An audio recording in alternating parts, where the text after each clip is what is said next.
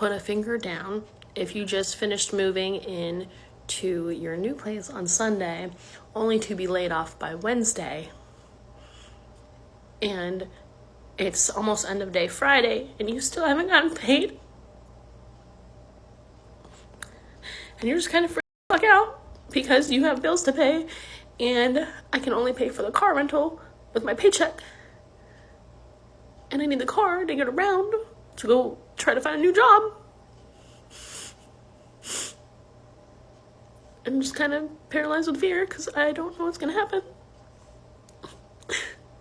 Hi, welcome back to the channel. Thank you so much for stopping by. In today's world, the phrase "you're getting laid off" is becoming way too common than it should be, because a lot of people are getting laid off every day. Like, I've made a lot of videos about people getting laid off. There's still more and more people getting laid off day by day. So we're going to be checking out this video about people getting laid off and see what people are experiencing out there in the job market. But before we get right into this video, I want to give a very big shout out to Owens Daniels for sending me a $5 super thanks. Thank you so much for supporting the channel. Please make sure you click the like button. It helps with the algorithm and I appreciate that so much. Let's get right into this video. Getting fired or laid off while still having to pay bills is an experience.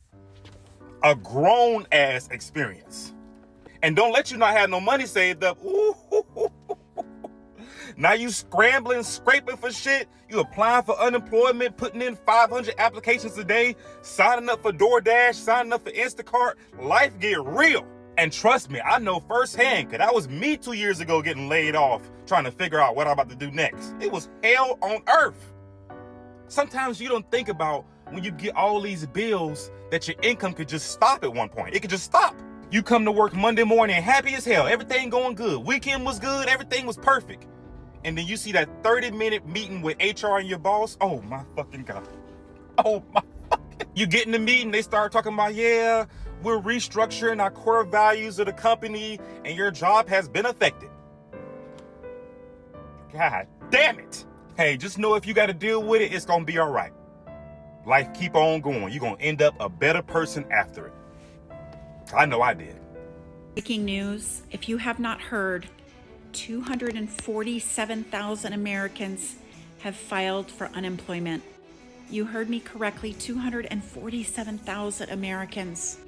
But the bad news is that there are 130 companies that are going to be laying off thousands of people in June alone. Ohio, California, so many states are doing mass layoffs. It is predicted we are going to have a recession by the second quarter.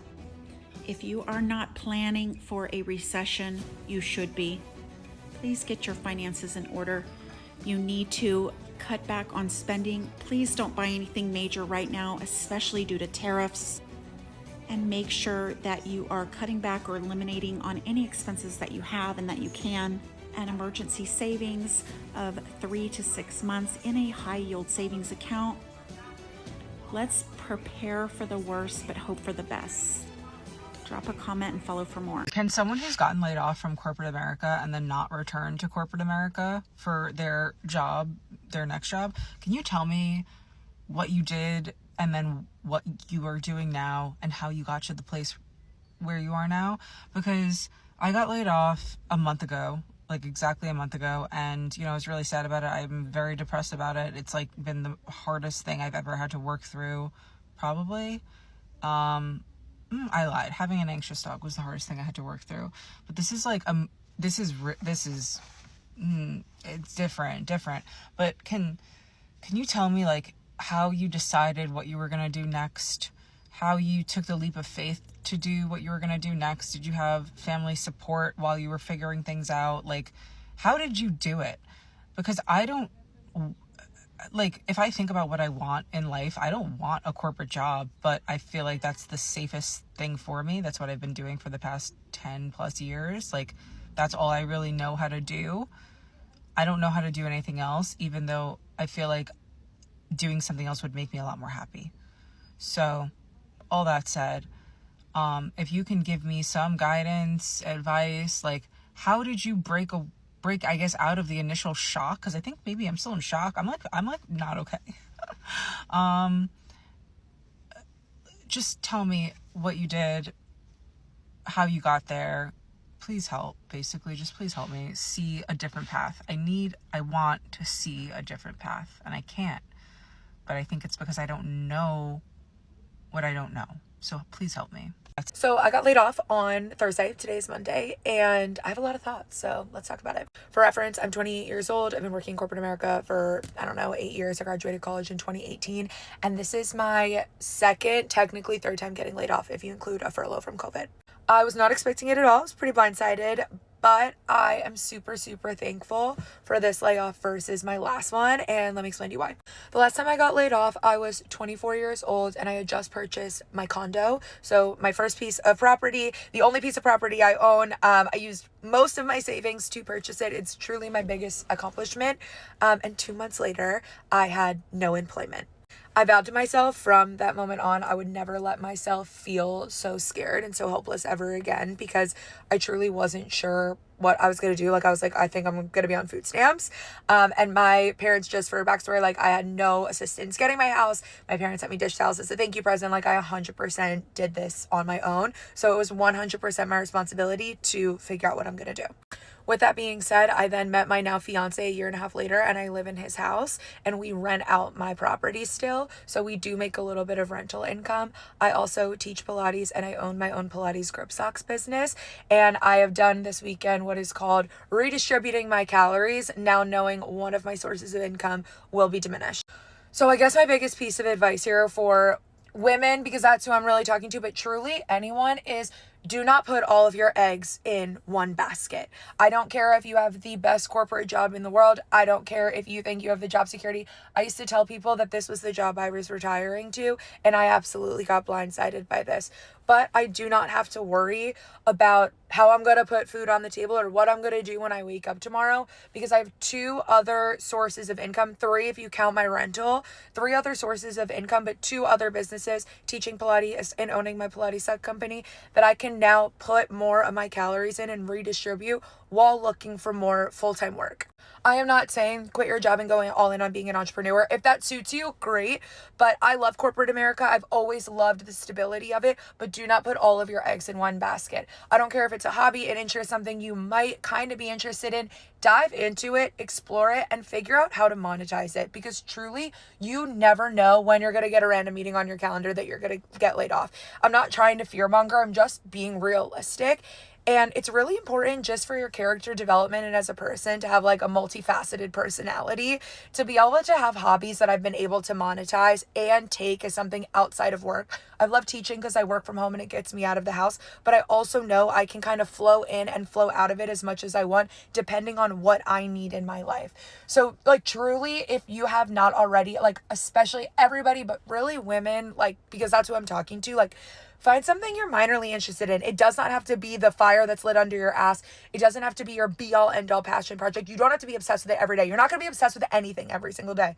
But you need to find something that you can lean into and just figure out additionally, how you could monetize that, what you can grow from it. It doesn't have to be your own business. It could literally be a side hustle, but truly find a side hustle, find something else. So in case you ever need to, you can diversify those calories, because you never, ever, ever know when you're going to need to lean into it. Y'all, I officially got my last paycheck today.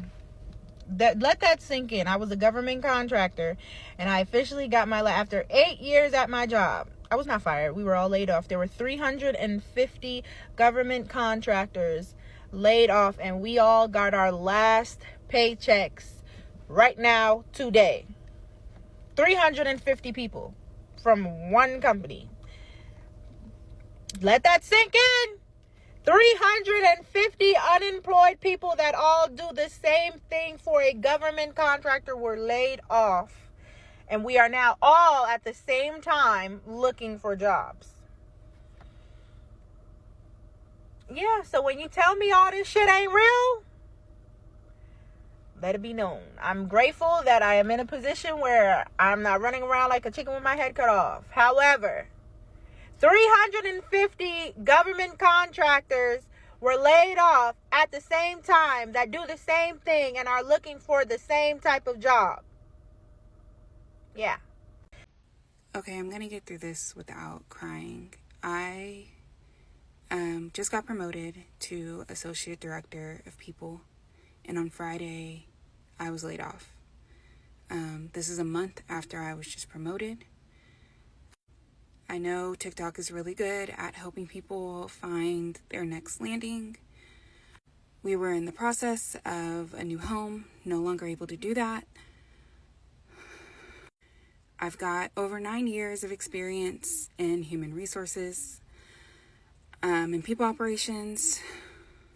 If anyone sees this and knows of anyone that is looking for someone to come on board their team, I'm happy to send my information. I will say that one of the benefits of being unemployed right now is that I don't have to be sitting in an office pretending like I give a fuck about low-hanging fruit and KPIs and circling back to this email. Like as if kids aren't being bombed every single day and immigrant communities are being terrorized all day long, getting dragged out of their places of employment. Like in corporate, we're not saving lives or anything. It's not that serious. Just shut the fuck up.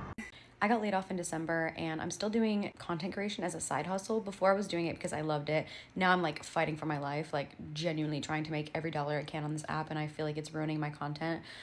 But I also think what's ruining my ability to get a job is being on social media and having a platform. There's an element to this where I think people see my follower count and they automatically assume that I cannot do a 9 to 5 because I'm going to be working on my content too much. And I've seen patterns like this or been asked questions in interviews or over messaging before. And so I've gotten to a point where I don't even want to share that I create content. And it sucks because I'm in marketing. So it's like my platform in itself is showing you that I use my marketing degree. I know how to use it. I'm using the skills that I've learned, all that information, right? You would think that people who work in social media, marketing, what other things, communications, PR, all these jobs that I'm applying for, you'd think that I'd be a gold mine, right? Like not only does she have a degree in marketing, but she's also proven that she can take something from the ground up and build it into a following and create a community and whatever else. But I actually think that they think it's a threat. I think that they immediately are like, there's no way she could balance the two. She's going to be more involved with their social media. And that's the worst thing about not having a job right now and being somebody on social media is I feel like, not that I'm not being taken seriously. I actually don't think that at all. I think they think of it, me taking it so seriously that it would interfere with my 9 to 5. And I am not that way and I don't need to be that way. And again, like I said, I prefer to post on social media like for enjoyment, not for like as a job. I think that that is the worst thing ever. Unless I'm making millions of dollars, then like, okay, go off, sis. Like that's the main goal here. If I were to ever make it big on social media, like set me up for life, okay? Like say less. Long story short, I actually think that having a social media following is killing my vibe. And again, not because I am speaking like badly online. I'm not talking about horrible topics. I'm not cussing. I'm not showing that I wouldn't be a valuable member to a 9 to 5 corporate team. I genuinely think that they are, maybe I'm overstepping here. I genuinely think the corporate world is so selfish that they cannot stand the fact that I might have another means of like enjoyment or like financial support from something else, because that makes them as disposable to me as I am to them. Do you see what I'm saying? Like it is a threat to them that I could have more than one source of income. So I really do think that we need to start lying about this and not telling people who are hiring us that we are doing any side hustles, that we are making any money on the side, because I immediately think it makes you a threat instead of an asset. No matter how good your skill sets are, no matter how well you are actually balancing the two. I balanced the two for 2 years, and before that I was a full-time student, had a part-time job, 2 part-time jobs actually, and the same social media account, and I have balanced it so beautifully. In fact, I hate not having a job because I need more stuff going on in my day. And most of my content is filmed within a lunch hour. So don't tell people that you have a social media platform, okay? Because it immediately disqualifies you. And that is my thought of the day. Okay, bye. This is the reason why I always have trust issues with politicians. And I see people be like fighting and be like, oh, they belong to this party. Oh, they believe in this party or this person. And it's like, I always feel like politicians will always lie. Like before they get into office, they'll be like, I'm going to do this, I'm going to do that. Then when they get in office, they're going to do the exact opposite and actually act like they don't even care about the people and do everything that doesn't benefit the people. There'll be a lot of employment and things are going to be better. I'm not seeing any functional improvements, anything that's actually going towards improving the economy or the economy getting better. All it has been doing is things are just becoming worse, and federal employees getting laid off and off of work, and more people are just being stacked up on unemployment. The job market has been shit. You've made it to the end of this video. Thank you so much for watching this video to the very end. I really appreciate you so much. Please don't forget to click the like button and subscribe to the channel if you're new here and you're watching me for the very first time. Hit the notification bell to get notified every time I post a new video. Leave your thoughts in the comment section down below. I will see you on the next one. Bye for now.